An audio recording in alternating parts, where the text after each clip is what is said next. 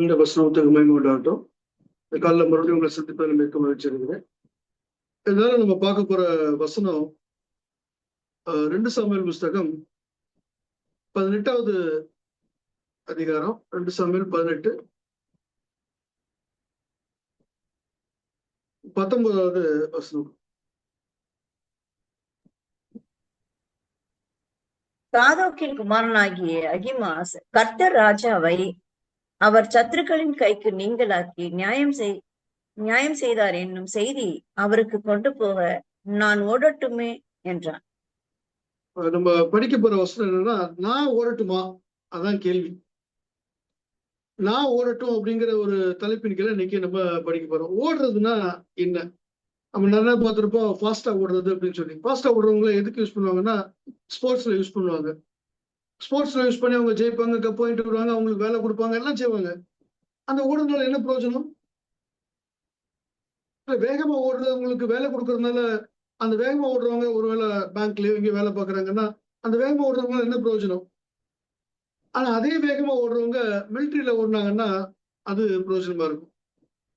இந்த மாதிரி வேகமா ஓடுறது அப்படிங்கிறது வந்து எதுக்கு பழைய காலங்கள்ல எப்படி யூஸ் பண்ணியிருக்காங்க அப்படின்னா, அரசாங்க வேலைகள்ல இருக்கவங்கள வேகமா ஓடுறவங்க வச்சிருந்திருக்காங்க. தகவலை பரிமாறுவதற்காக. போர்ல வேகமா ஓடுறவங்களை வச்சிருந்தாங்க. எதுக்குன்னா தகவலை பரிமாறுறதுக்காக. சொசைட்டில வச்சிருப்பாங்க. எதுக்கு அப்படின்னா, ஒரு செய்தியை சொல்லணும் அப்படின்னா அந்த செய்தியை ஊர் முழுக்க அவங்க சொல்லிட்டு வந்துருவாங்க. சோ தகவல் பரிமாற்றத்திற்காக மாத்திரம்தான் இந்த வேகமா ஓடுறவங்க இருந்தாங்க. இந்த புறாக்கள் அனுப்புறவங்க அந்த மாதிரி ஆட்கள் அனுப்புவாங்க. கையில பேப்பரையோ இல்லை எதையோ வச்சுக்கிட்டு இல்லை செய்தியை சொல்றதுக்கு அதில் வாங்கிட்டு போய் சொல்றதுக்கு. இந்த தகவலை கொடுக்குற ஆட்கள் இருக்காங்கல்ல, இந்த வேகமா ஓடுறவங்க, இந்த ஓடுபவர்கள் எங்க இருப்பாங்கன்னா போர் முனையில இருப்பாங்க. கையில போர் முனையில சண்டை நடந்துட்டு இருக்குமோ அங்க இருப்பாங்க. இவங்க சண்டை போடுறாங்களா போடலையா அப்படிங்கிறதெல்லாம் தெரியாது. அந்த போர் செய்தியை கொண்டு போய் சொல்லுவதற்கு அங்க வெயிட் பண்ணுவாங்க. இன்னும் சொன்ன மாதிரி இப்போ ஒரு போருக்கு எனிமி ஆர்மி அப்படி போறாங்க அப்படின்னு சொன்னா அந்த ஆர்மிக்கு முன்னாடி ஒருத்தன் போயிட்டே இருப்பான். எதுக்காக அப்படின்னா அங்க எங்கேயாவது பிரச்சனை இருக்குதா இல்லை யாராவது பதுங்கி இருக்கிறாங்களா, ஒரு பெரிய கூட்டம் இருக்குன்னு சொல்லி பாக்குறதுக்காக. அப்படி இருந்துச்சுன்னா வேகமா ஓடுன்னு சொல்லிடுவான், இந்த மாதிரி ஆட்கள் இருக்காங்க அப்படின்னு சொல்லி. ஸோ இந்த மாதிரி வேகமா ஓடுறவங்க எல்லாம் இதுக்கு தான் அவங்க பயன்பட்டு இருந்தாங்க. இங்கேயும் பாக்குறோம், ஒரு போர் நடக்குது. அப்சலோமுக்கும் தாவீதுக்கும் போர் நடக்குது. தன் சொந்த சகோதரனை சொந்த தகப்பனை எதிர்த்து யார் நிக்கிறாங்கன்னா, இங்க தாவீதுடைய பையன் அப்சலோம் நிக்கிறான். ராஜாவை நீக்கிட்டு அவன் ராஜாவாகணும் அப்படின்னு சொல்லி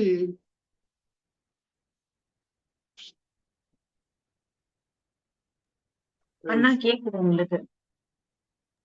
கேக்குதா? எங்களுக்கு கேக்குது.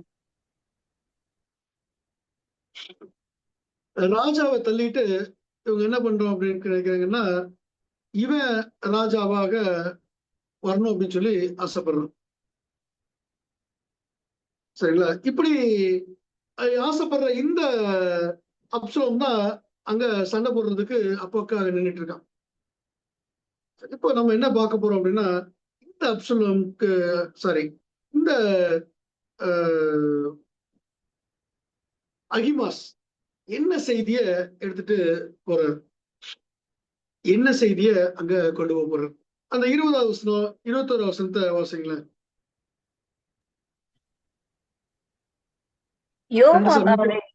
யோவாப் அவனை நோக்கி, இன்றைய தினம் நீ செய்தியை கொண்டு போக கூடாது, இன்னொரு நாளிலே நீ செய்தியை கொண்டு போகலாம். ராஜாவின் குமாரன் செத்தபடினால இன்றைக்கு நீ செய்தியை கொண்டு போக வேண்டாம் என்று சொல்லி யோவாப் கூஷியை நோக்கி, நீ போய் கண்டதை ராஜாவுக்கு அறிவி என்றான். கூஷி யோவாபை வணங்கி ஓடினான். இப்ப பாக்குறோம், ஒரு செய்தியை கொண்டு போகணும் அப்படின்னு சொன்னா பின்னாடி ஒருத்தர் இருக்கார். அவர் யாருக்கு அந்த செய்தியை கொடுக்கிறாரோ அவங்கதான் கொண்டு போய் சொல்லணும். இந்த தளபதி அங்க இருக்கிறாரு. இவர் தளபதி அந்த இடத்துடைய எல்லாத்தையும் தெரிஞ்சவர், என்ன நடக்குன்னு சொல்லி தெரிஞ்சவர். அவர் ஒரு செய்தி ஒருத்தர் சொல்லுவாரு, அவர் என்ன செய்வார் போய் கொண்டு போறாரு. இந்த இடத்துல செய்தி சொல்லும் போது சொல்றாரு, நீ பார்த்ததை போய் சொல்லு, நீ பார்த்ததை போய் சொல்லு அப்படின்னு சொன்னா என்னென்ன நீ பார்த்தியோ அதெல்லாம் போய் சொல்லு. ஆனா இப்ப இந்த தளபதி ஒரு ஆளை அனுப்புறாரு. கேட்கிறான் ஒருத்தர், நான் போறேன் அப்படின்னு சொல்லி கேட்கிறேன். அவனு சொல்றாரு, இல்ல நீ போகாத, நீ இன்னைக்கு நீ வேண்டாம், Excuse me. இன்னைக்கு நீ போக வேண்டாம் அப்படின்னு சொல்லி அவரை சொல்றாரு. ஆனால் இவர் என்ன பண்றாருன்னா மறுபடியும் மறுபடியும் கேட்டே இருக்காரு. உடனே என்ன பண்றாருன்னா இவரு, நீங்க போங்க, சரி போ அப்படின்னு சொல்லி அனுப்பிச்சு விடுறாரு.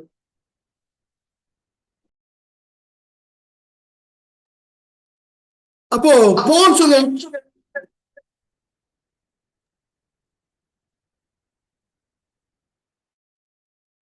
போன்னு சொல்லி அனுப்பும்போது இந்த சாதோக்கு என்ன பண்றாரு அப்படின்னா, சாதோக்குடைய பையன் அகிமாஸ் சரின்னு ஓடுறாரு.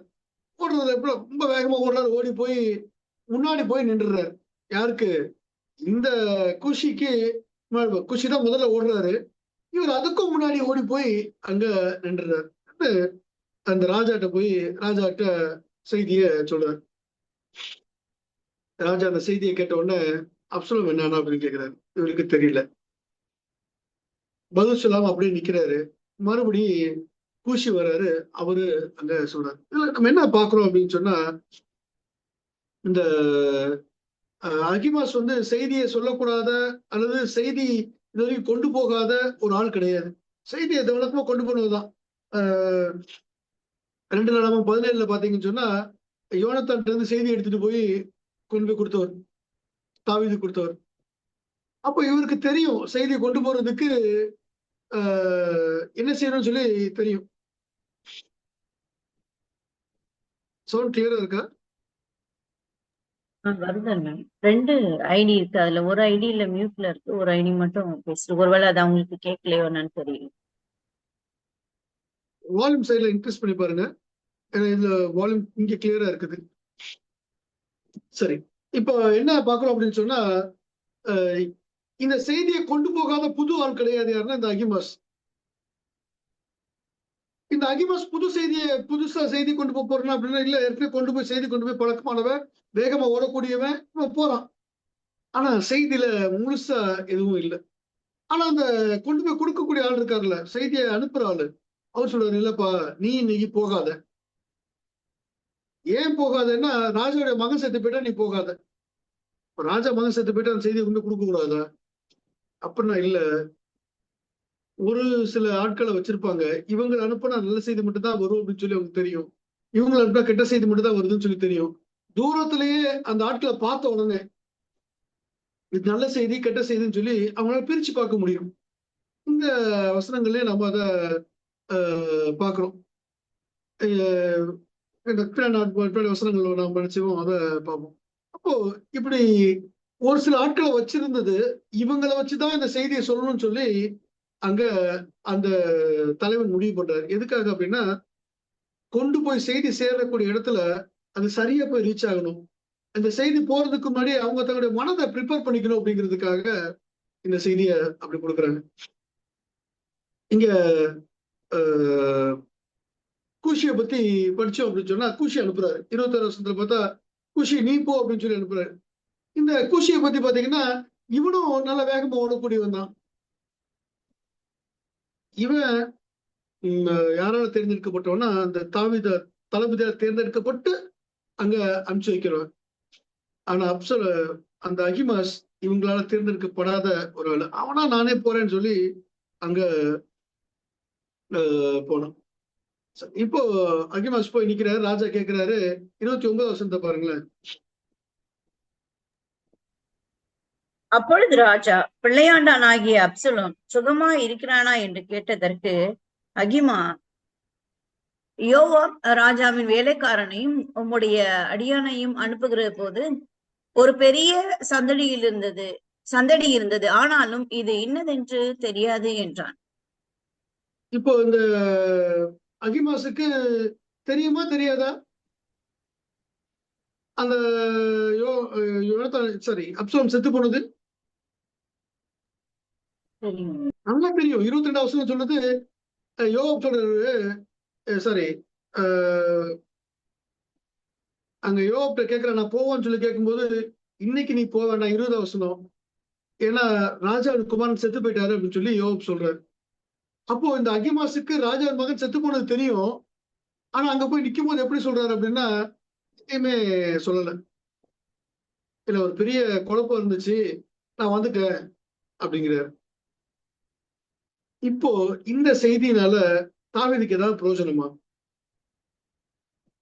தாவீதுக்கு வெற்றி அடைஞ்சுதா தோல்வி அடைஞ்சுதாங்கிறது இல்ல, தான் மகனை பத்திரமா பாத்துக்கங்க, அவனை எதுவும் செஞ்சிடாதீங்கன்னு சொல்லி கேட்கிறாரு, எதிர்த்து நிக்கிற மகனை. அப்படி இருக்கும்போது மகன் செத்து போயிட்டானா இல்லையான்னு அவருக்கு தெரியணும். அதுதான் அவர் எதிர்பார்த்துட்டு இருக்காரு. இவன் அந்த செய்தியை கொண்டு போறான். அங்க ஒண்ணுமே இல்லை செய்தியில. ராஜா நீ அங்க போய் சைட்ல நெல்லு அப்படின்றாரு. அடுத்தது இன்னொருத்த வாரம் அவன்கிட்ட தான் செய்தியை கேட்கிறாரு. 27 வசனத்தை பாருங்களேன். மேலும் ஜாமம் காக்கிறவன் முந்தினவனுடைய ஓட்டம் சாதோக்கின் குமாரன் அகிமாசுடைய ஓட்டம் போல் இருக்கிறது என்று எனக்கு தோன்றுகிறது என்றார். அப்பொழுது ராஜா, அவன் நல்ல மனுஷன், அவன் நல்ல செய்தி சொல்ல வருகிறான் என்றார்.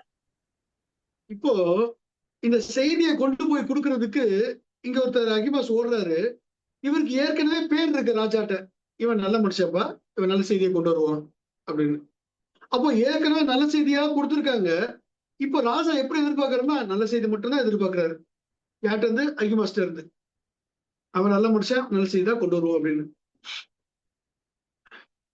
அப்போ இவன் எதுக்காக செய்தியை கொண்டு போறான் அப்படின்னா, தான் நல்ல பேர் எடுத்து வச்சிருக்கோம், அந்த நல்ல பேரை காப்பாத்துறதுக்காக எடுத்துட்டு போறான். கெட்ட செய்தியை சொல்ல முடியுமான்னா இவன் சொல்ல மாட்டான். ஏன் சொல்ல மாட்டான்னா, தான் பேர் கெட்டு போயிடும். அவனுக்கு ராஜாவுடைய மகன் செத்து போனது தெரியும், ஆனா செய்தியை சொல்லல. காரணம், அவன் நல்ல மனுஷன் அப்படின்னு பேர் வாங்கியிருக்கான். ஆசீர்வாதத்தை மட்டும்தான் சொல்லுவான் போய். அப்போ இந்த செய்தியை பாத்தீங்கன்னு சொன்னா எப்படி இருக்குதுன்னா, இன்னைக்கு நிறைய செய்திகள் இப்படிதான் இருக்குது. 24 வசனத்துல பார்த்தா, நான் எப்படினாலும் நான் ஓடுறேன், ஓடி போய் நான் சொல்ல போறேன். இவனுக்கு அழைப்பு வரவே இல்லை, ஆனா ஓடுறேன் அப்படிங்கிறான். இவனோட செய்தி முழுசா இல்ல, ஆனா ஓடுறேங்கிறான். செய்தி தெரிஞ்ச செய்தி சொல்றான்னு சொல்லி பார்த்தா இல்ல, நல்ல செய்தி மட்டும் தான் சொல்லுவேன்னு சொல்லி போய் நிக்கிறான், ஆனாலும் ஓடுறான். இந்த ஓட்டம் எப்படி இருக்குன்னா, ஒரிஜினல் செய்தி வச்சிருக்கவனை விட முந்தி ஓடி போய் அங்க நிக்கிறாங்க. இன்னைக்கு அநேகருடைய செய்திகள் இப்படிதான் இருக்குது. ராஜாவுக்கு என்ன செய்தி தேவையோ அந்த செய்தியை கொண்டு போறது இல்லை. இன்னைக்கு அநேகருக்கு ஆசீர்வாதத்தின் செய்தி தேவைன்னா ஆசீர்வாதத்தின் செய்தி தேவையில்லை, எப்படி வாழ்க்கையை மாத்திக்கணும் அப்படின்னு சொல்லி தேவன் எதிர்பார்க்கணும். அந்த கஷ்டமான செய்தி தேவை, அதை கொண்டு போய் கொடுக்கறது இல்லை. வெறும் ஆசீர்வாதத்தை மாத்திரம் சொல்லி கொடுத்துட்டு இருக்காங்க. வேதத்துல ஒரு ஆசீர்வாதம் கூட இலவசமாய் கொடுக்கப்பட்டது இல்லை. இதை செய், நான் உனக்கு அதை செய்யறேன். தேவன் தான் கீழ்ப்படியக்கூடிய எதிர்பார்க்கிறாரு. அந்த கீழ்ப்படுதலை நம்ம கொடுக்கும்போது தேவன் ஆசீர்வதிக்கிறதுக்கு தயாரா இருக்கிறாரு. ஆனா செய்தி எப்படி இருக்கு தெரியுமா? நான் கொண்டு போய் கொடுக்குறேன். தேவன் அநேகரை தேர்ந்தெடுக்கிறாரு. இந்த செய்தியை கொண்டு போய் கொடு, இந்த செய்தி நீ கொண்டு போய் கொடு, நீ உங்ககிட்ட போ, நீ உங்ககிட்ட போன்னு. தேவன் தேர்ந்தெடுக்காமல் இருக்கும் போதும் நம்முடைய பேருக்காக, என்னுடைய நலனுக்காக நிறைய செய்திகளை கொடுத்துட்டு இருக்கோம். அந்த செய்தி மக்களுக்கு ஒரு பிரயோஜனமும் இருக்கிறது இல்லை. இந்த ராஜாவுக்கு தேவையான செய்தி போய் சேர்ந்துச்சான்னா இல்ல. இவன் வேகமா ஓடுனதுல ஏதாவது பிரயோஜனமா இருக்கான்னா அதுவும் இல்லை. சோ இன்னைக்கு வேதத்துல இருந்து நம்ம செய்திகளை கொடுக்குறோம் அப்படின்னா மக்களுக்கு பிரயோஜனமான செய்திகளாக கொடுக்க கத்துக்கணும்.